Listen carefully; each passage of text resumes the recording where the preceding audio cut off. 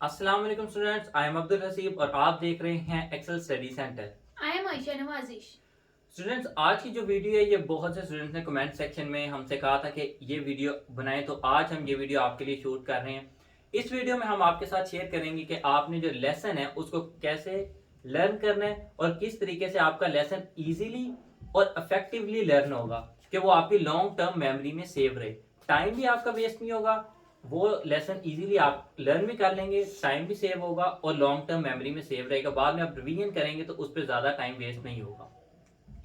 तो जो हमारी वीडियो का सबसे पहला पॉइंट है वो है नोट द इंपॉर्टेंट पॉइंट्स। आपने क्या करना है, जब भी आप कोई लेसन पढ़ रहे हैं, सबसे पहले जब पहली दफा आप क्लास में कोई लेक्चर लेने जा रहे हैं, उससे पहले क्या करना है, जब आप लेसन लेने जा रहे हैं क्लास में, नेक्स्ट डे आपका लेक्चर है, उससे पहले घर पे एक दफा आपने उस लेक्चर को गो थ्रू करना है। पहला पॉइंट ये।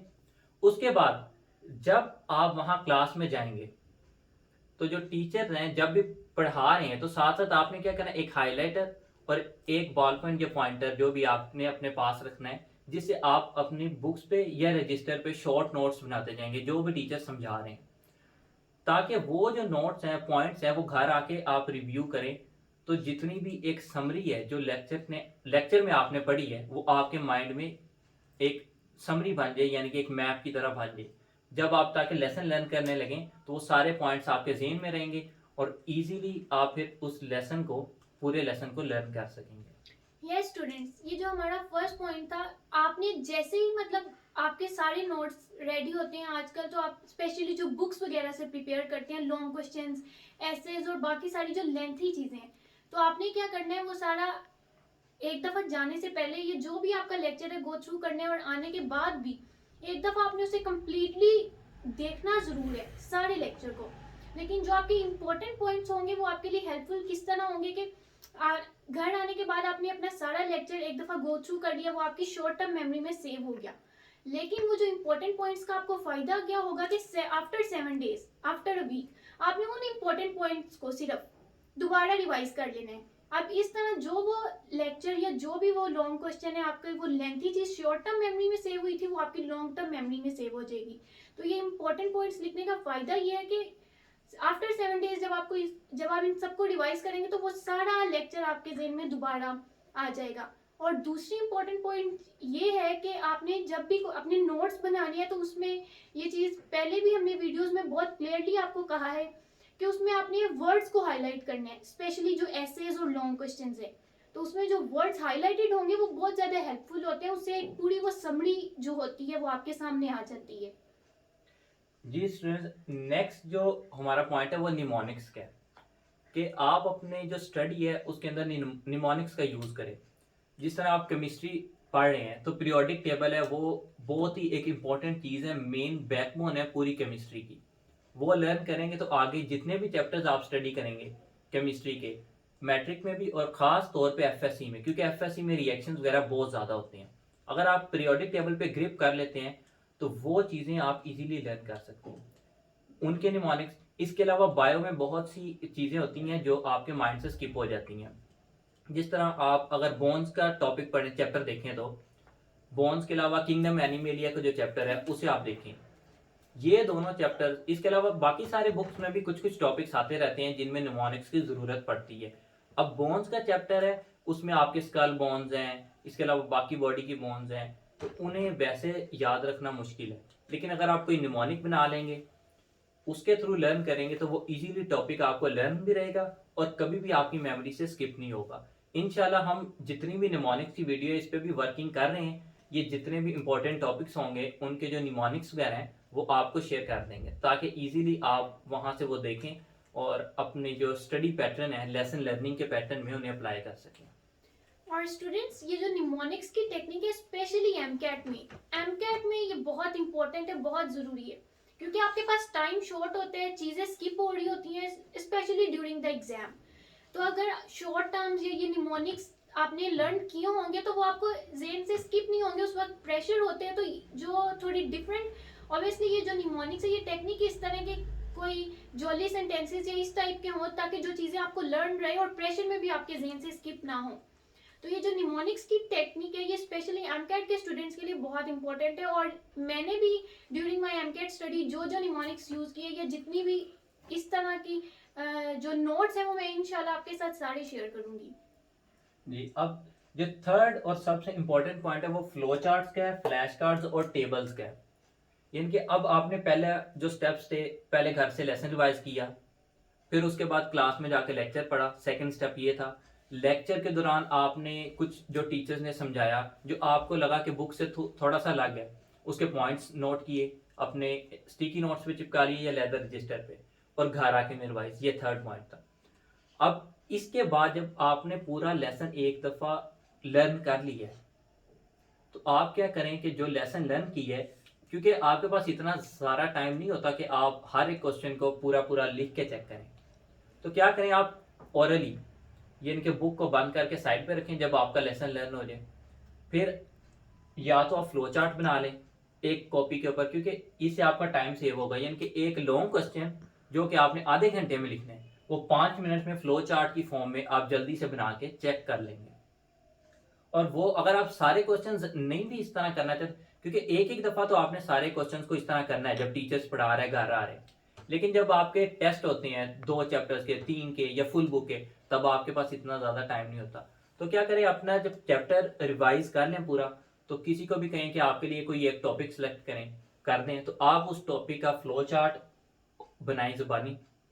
फ्लो चार्ट बनाने के बाद चेक करें कि क्या वाकई वो जो क्वेश्चन था वो आपकी लॉन्ग टर्म मेमोरी में सेव हो गया कि नहीं। अगर कोई, अल्लाह ना करे, कोई एक आधा क्वेश्चन नहीं सेव रहता या कोई मिस्टेक हो रही है, आपको कुछ भूल रहा है उसमें से, तो आप वो क्वेश्चन दोबारा लर्न कर सकते हैं।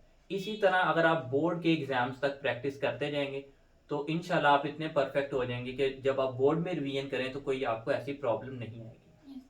और एक और इसमें पॉइंट में ऐड करती चलूं कि ये जो फ्लो चार्ट्स और टेबल्स है, कोई ऐसे टेबल्स होते हैं जो बार बार हमारे जहन से स्किप हो रहे होते हैं, तो वो आपने क्या करना है, उनको एक चार्ट पेपर पे लिख लेना और अपने कमरे में या किसी ऐसी जगह जहाँ पे जो आपके सामने रहते हों या आते जाते आप उसको देख सके तो पेस्ट कर लेना है। इससे रिलेटेड पहले भी हमने वीडियो शेयर की थी जिसमें हमने अपने रूम के बताया था कि वहाँ पे डिफरेंट चार्ट पेपर्स हमने पेस्ट किए, और जो चीज़ स्किप होती है माइंड से या जो बार बार रिवीजन करने की जिसकी जरूरत होती है, तो उनको आपने उन चार्ट पेपर्स पे लिख लेना है।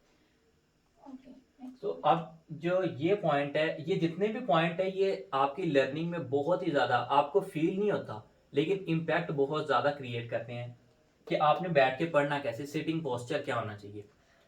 तो जिस तरह जितना आप अपना स्टडी टेबल का यूज करें तो वो सबसे ज्यादा बेस्ट है कि आप एक टेबल और चेयर उसे कर लें मुख्तस, वहां पर आप बैठ के अपनी स्टडी करते रहें।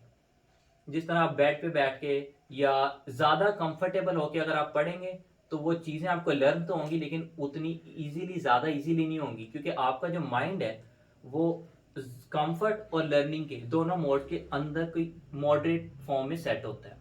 लेकिन अगर आप अपने आप को फुल, जिस तरह आप स्कूल में जाते हैं तो आपका फुल फोकस होता है टीचर के ऊपर, आप इजीली लेक्चर को समझ सकती हैं, लेकिन घर पे अगर आप कोई ऐसा इन्वायरमेंट सेट नहीं करते तो वो आपकी लर्निंग को डिस्टर्ब करता है। इसीलिए अपने घर में कोई एक ऐसा पॉइंट बना लें जहां पर आपका फुल स्टडी इन्वायरमेंट क्रिएट हो, जहां पर बैठ के आप इजीली स्टडी कर सकें और माइंड फुल फोकस्ड हो आपके बुक के ऊपर और जो चीज़ आप लर्न कर रहे हैं। और एक और इम्पॉर्टेंट पॉइंट के स्टडी पोस्चर में ये सब कुछ तो ठीक है, आपने अपने स्टडी टेबल पे स्टडी करना है, स्टडी टेबल पे करने तो बेस्ट है, और इसके अलावा लेट के या उस तरह कंफर्ट जोन में नहीं जाना। एक और इम्पॉर्टेंट पॉइंट, मोबाइल फोन और जहाँ पे टीवी और इस तरह की चीजें हो वहाँ पे आपने स्टडी नहीं करना। अगर आपका स्टडी टेबल भी है तो आपने मोबाइल फोन को स्विच ऑफ करके रखना है जब भी आप स्टडी करें, क्योंकि 1 या 2 मिनट बाद बार बार कोई मैसेजेस आ रहे होते हैं तो आप फिर क्यूरियस हो जाते हैं। तो आपने मोबाइल फोन वगैरह को एक साइड पे रख के प्रॉपर फोकस्ड होके, अगर आप 1 घंटा भी स्टडी कर रहे हैं लेकिन फोकस्ड होके कर रहे हैं तो वो उन 3 घंटों से बेहतर है जो आप इधर उधर फिर रहे हैं और आपकी त्वचा वगैरह नहीं है। तो आप अगर 1 घंटा भी फोकस्ड होके स्टडी करेंगे वो बेस्ट है, और उसमें जो भी आपने लर्न किया होगा वो आपके जहन से कभी स्किप नहीं होगा। जी स्टूडेंट, जो हमारा लास्ट पॉइंट है, अभी इसके वैसे तो बहुत सारे पॉइंट्स हैं, वीडियो को जितना मर्जी आप लेंथी कर लें, लेकिन जो मेन इंपॉर्टेंट पॉइंट्स में से लास्ट पॉइंट है वो है आपकी स्टडी मैनेजमेंट। अब इसमें क्या है कि स्टडी मैनेजमेंट में आप अपने माइंड सेट एक बनाएं कि मैंने पहले केमिस्ट्री, फिजिक्स, बायो, ये जो भी आपका इजी है आपके लिए, वो माइंड सेट बनाएं कि इस तरह मैंने अपनी जो बुक्स हैं उनको डेली के काम को स्टडी करना है। आपने कभी ये गलती नहीं करनी कि पहले जिस तरह आप इस्लामियात की बुक खोलते हैं तो आप देखते हैं कि जो क्वेश्चन है वो डिफ़िकल्ट है, ये आपसे प्रिपेयर नहीं हो रहा, तो आप दूसरी बुक पे शिफ्ट हो जाते हैं। फिर दूसरी बुक के 1 to 2 पेजेस आप स्टडी करते हैं, फिर आप तीसरी बुक पे शिफ्ट हो जाते हैं। अब जब आप ये शिफ्टिंग करते हैं, इसके दौरान जो आपका माइंडसेट है वो डिस्टर्ब होता है, क्योंकि आप पहले अपने माइंड को इस्लामियात की बुक की तरफ, फिर पाक स्टडीज़, फिर केमिस्ट्री, फिर इस्लामियात या फिर फिजिक्स या बायो, इस तरह अगर शिफ्ट करते रहेंगे तो जो माइंड में लर्निंग एबिलिटी है वो कम हो जाती है। और लर्निंग एबिलिटी जब कम होती है तो उसके दो नुकसान होते हैं। एक, आपका टाइम वेस्ट होता है, यानी कि आपका लेसन जहां आपने 15 मिनट्स में लर्न करना था वो 30 मिनट्स या 1 आवर की तरह 1 आवर से भी ज़्यादा एक्सटेंड कर जाता है। इससे टाइम वेस्ट भी हुआ है। उसके अलावा आप मेंटली डिस्टर्ब होते हैं कि मैं इतनी कोशिश कर रहा हूँ, फोकस करने की कोशिश कर रहा हूँ, लेकिन फिर भी ये लेसन मुझे लर्न क्यों नहीं हो रहा। उसकी वजह से आप थोड़ा सा डाउन भी फील करना शुरू कर देते हैं कि मैं इतनी मेहनत कर रहा हूँ तो भी मुझे लेसन इजीली लर्न क्यों नहीं हो रहा। तो जो स्टडी मैनेजमेंट है, इस पे भी आपने लाजमी फोकस करना है। और स्टडी मैनेजमेंट की जहाँ तक बात रही, तो हर स्टूडेंट का अपना अपना एक माइंडसेट होता है। कुछ स्टूडेंट्स पहले डिफिकल्ट सब्जेक्ट्स को हैंडल करते हैं और उसके बाद इजी पे आते हैं, कुछ अपना पहले इजी सारा कवर कर लेते हैं फिर डिफिकल्ट पे आते हैं। तो जो भी आपने करना है, लेकिन एक ऑर्डर में चलना है। इजी टू डिफिकल्ट आए, डिफिकल्ट टू इजी जाएंगे, आपका totally it's up to you. लेकिन एक बात ध्यान में रखनी है कि जो सब्जेक्ट आपने पकड़ लिया है उसको कंप्लीट करने के बाद ही उठना है। और दूसरी बात ये कि लेट्स आपने एक सब्जेक्ट पकड़ा है और वो आपका कंप्लीट हो गया, तो उसके बाद आप 5 to 10 मिनट्स जो भी ब्रेक करें, अपना फेवरेट काम करें कि उसमें आप फुल रिलैक्स्ड हो जाए। तो ये भी एक इम्पॉर्टेंट पॉइंट था कि स्टडी मैनेजमेंट में आपने किस तरह हैंडल करना है, सब्जेक्ट वाइज चलना है, हर सब्जेक्ट को प्रॉपर टाइम देना है। जी स्टूडेंट, जिस तरह जो स्टडी टाइम मैनेजमेंट थी, ये तो स्टडी मैनेजमेंट थी कि आपने कौन सा सब्जेक्ट कब करना है या कैसे स्टडी करना है वो। इसके अलावा जो टाइम शेड्यूल है वो, जैसा कि आयशा आपी ने बताया कि हर एक का अपना अपना शेड्यूल होता है। तो हम भी इंशाल्लाह जो हमारा अपना स्टडी शेड्यूल था वो भी आपके साथ शेयर कर देंगे, और आप उसे अपने तरीके से मॉडिफाई करके उसे एज अ टेम्पलेट यूज़ कर सकते हैं कि कितना टाइम किस सब्जेक्ट को दें, या आप उसे भी यूज देख सकते हैं कि हम किस तरह स्टडी कर सकते हैं, कुछ आइडिया ले सकते हैं। जी स्टूडेंट्स, ये हमारी आज की वीडियो थी लर्निंग लेसन की टिप्स के बारे में। उम्मीद करता हूँ कि आपको वीडियो पसंद आई होगी। इंशाल्लाह नेक्स्ट वीडियोस में आपके साथ मजीद इन्फॉर्मेशन शेयर करेंगे। थैंक यू, अल्लाह हाफिज़।